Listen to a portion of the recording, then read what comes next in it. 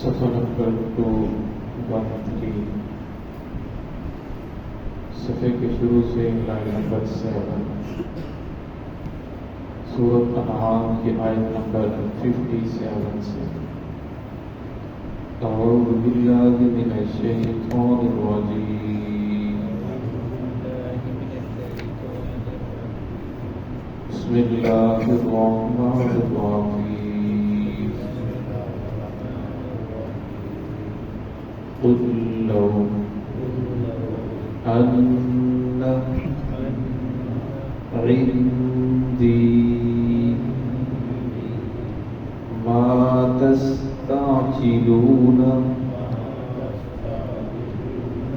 बिही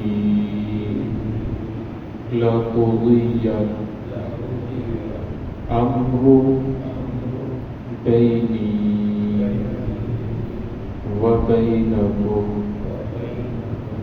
वल्लाहु अअलमु बिज़्ज़ालिमीन व इंदहु मफ़ातिहुल ग़ैबि ला यअलमुहा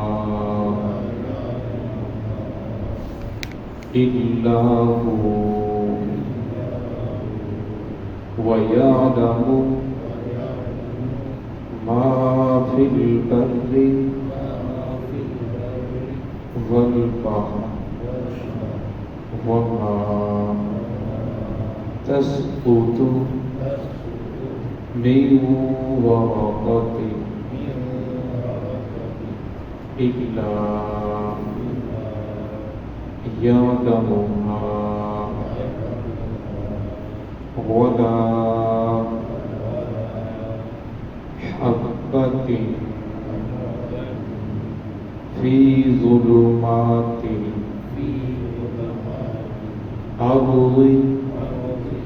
वला रत्बिन वला याबिसिन इल्ला फी किताबिन मुबीन। बिस्मिल्लाहिर्रहमानिर्रहीम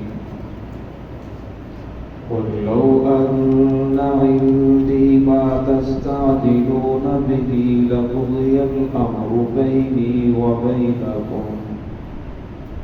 वल्लाहु अअलमु बिज़्ज़ालिमीन व इंदहु मफ़ातिहुल ग़ैबि ला यअलमुहा इल्ला हु व यअलमु मा फिल बर्रि वल बहर वमा तस्क़ुतु मिन वरक़तिन इल्ला यअलमुहा वला हब्बतिन फी ज़ुलुमातिल अर्ज़ि वला रत्बिन वला याबिसिन इल्ला फी किताबिन मुबीन। क़ुल लौ अन्ना इंदी, कह दीजिए अगर होता बेशक मेरे पास वो चीज़ मा तस्तअजिलून जिसके बारे में तुम जल्दी कर रहे हो, लक़ुदियल अम्र अलबत्ता फैसला कर दी जाता, बैनी व बैनकुम मेरे और तुम्हारे दरमियान, वल्लाहु अअलमु बिज़्ज़ालिमीन अल्लाह रब्बुल इज़्ज़त ज़्यादा जानने वाला है जुल्म करने वालों को। व इंदहु मफ़ातिहुल ग़ैब, उसी के पास है गैब की चाबियाँ, ला यअलमुहा इल्ला हु, नहीं जानता उसको मगर वही, व यअलमु मा फिल बर्रि वल बहर, वो जानता है जो कुछ खुशकी में है, वल बहर और जो कुछ समंदर में है, वमा तस्क़ुतु मिन वरक़तिन, नहीं गिरता कोई पत्ता, इल्ला यअलमुहा मगर वो उसको जानता है, वला हब्बतिन फी ज़ुलुमातिल अर्ज़, और ना कोई दाना है फी ज़ुलुमातिल अर्ज़ ज़मीन की तारीकियों में, वो उसे भी जानता है, वला रत्बिन वला याबिसिन, और ना कोई तर चीज़ और इसी तरह ना कोई खुशक चीज़, इल्ला फी किताबिन मुबीन मगर हर चीज़ वाज़ेह किताब के अंदर मौजूद है, दर्ज है, लिखी हुई है। گزشتہ آیات کے اندر یہ بات گزری کہ کفار آپ صلی اللہ علیہ وسلم سے کہتے تھے کہ اگر اللہ رب العزت کے نبی ہیں تو اس پہاڑی کو سونے کا بنا دیں، آپ کے لیے باغ ہونا چاہیے، آپ کے لیے سونے کی کوٹھی ہونی چاہیے، آپ کے لیے چشمہ ہونا چاہیے۔ اللہ رب العزت نے پھر انہوں نے کہا اچھا اگر آپ یہ نہیں کر سکتے تو پھر آپ یہ کریں، ہم پر اللہ رب العزت کا عذاب لے آئیں اور اللہ رب العزت کا عذاب آئے اور ہمیں ختم کر دے۔ اگر واقعی تو اللہ رب العزت کا نبی ہے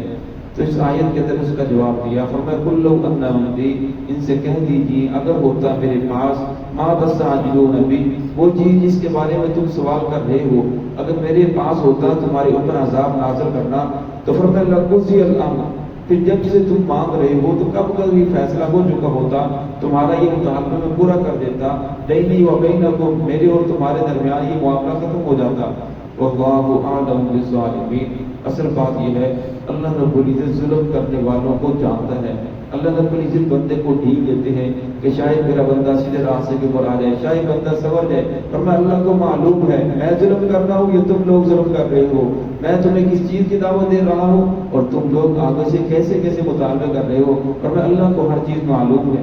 ان لوگوں نے پھر آگے سے اپنا مطالبہ بدلا، کہنے لگے اچھا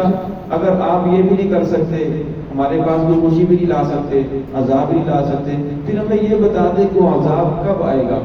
تو اللہ رب العزت نے اس آیت میں اس کا جواب دیا، فَعِندَهُ مَفَاتِحُ الْغَیْبِ، اسی کے پاس ہے غیب کی چابیاں، لا يعلمها الا هو، نہیں جانتا اس کو کوئی مگر وہ ہی۔ عذاب کب نازل آئے گا، اس آدمی نے کس وقت دنیا سے جانا ہے، اور میں اس کا اللہ رب العزت کو معلوم ہے، اللہ کے علاوہ کوئی اور نہیں جانتا۔ وَيَعْلَمُ مَا فِي الْبَرِّ وَالْبَحْرِ، فرمایا وہ جانتا ہے خشکی میں کتنی مخلوقات ہیں، کیا چیز ہے، کتنی کس کو روزی دینی ہے، کس کو کم دینی ہے، کس کو زیادہ دینی ہے، کون کیا کر رہا ہے۔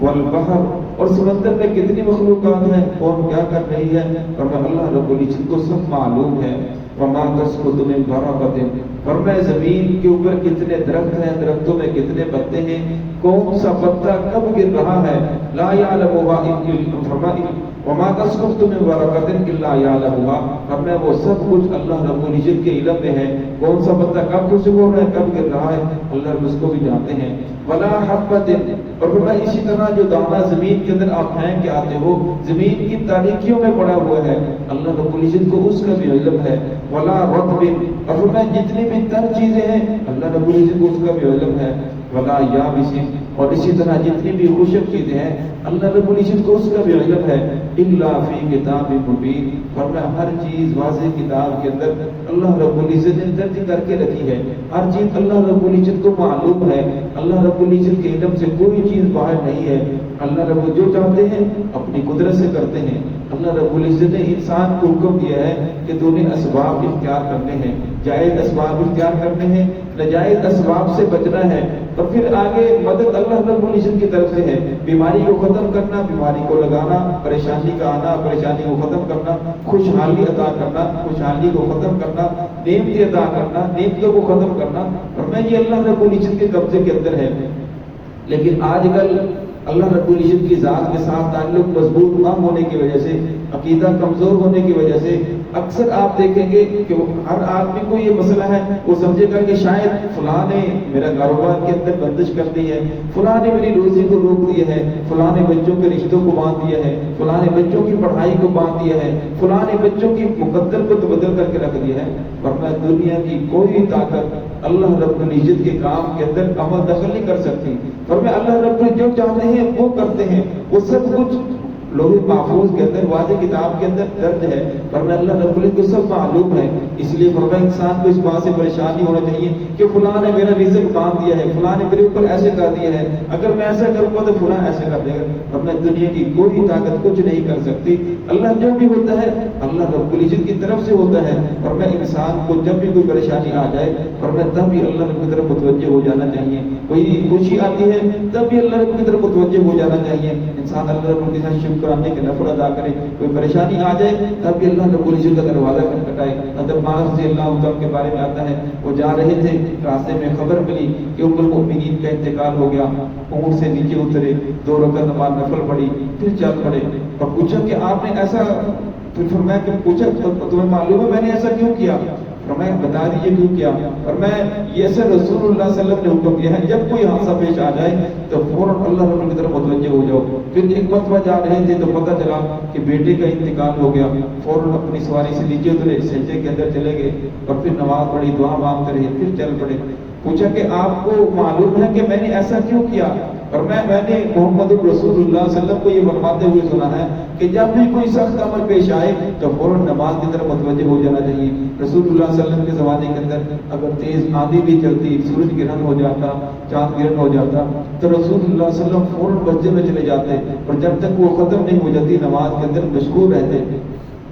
اور آپ صلی اللہ علیہ وسلم نے فرمایا انبیاء کرام کا یہی معمول تھا کہ جب بھی کوئی پریشانی آتی تو فوراً اللہ رب العزت کی طرف متوجہ ہو جانا چاہیے۔ باقی نظر حق ہے، انسان کو لگ جاتی ہے تو انسان کو صبح و شام کے اعمال بھی کرنے چاہیے۔ اور اسی طرح جو آیات حفاظت کی دعا ہے، جو انسان آخری 3 صورتیں قل هو اللہ احد، قل اعوذ برب الفلق، قل اعوذ برب الناس، یہ اگر ہر نماز کے بعد پڑھ لے، اپنے اوپر پھونک مار لے تو سب سے بہتر ہے۔ اگر ہر نماز کے بعد نہیں، صبح و شام پڑھے۔ یہ رسول اللہ صلی اللہ علیہ وسلم کا معمول تھا۔ آپ صلی اللہ علیہ وسلم جب رات کو بستر کے اوپر جاتے تو فرمایا بستر کو جھاڑتے، پھر آخری 3 صورتوں کو پڑھتے، اپنے ہاتھوں کے اوپر پھونک مارتے، پھر جہاں تک ہاتھ جاتا سارے جسم کے اوپر پھیر لیتے۔ اور میں انسان کو جو معمولات ہیں وہ کرنے چاہیے، اور میں دنیا کی کوئی طاقت انسان کا کچھ نہیں بگاڑ سکتی۔ دعا ہے کہ اللہ رب العزت ہم سب کو صراط مستقیم پہ چلنے کی توفیق عطا فرمائے۔ بسم اللہ الرحمن الرحیم۔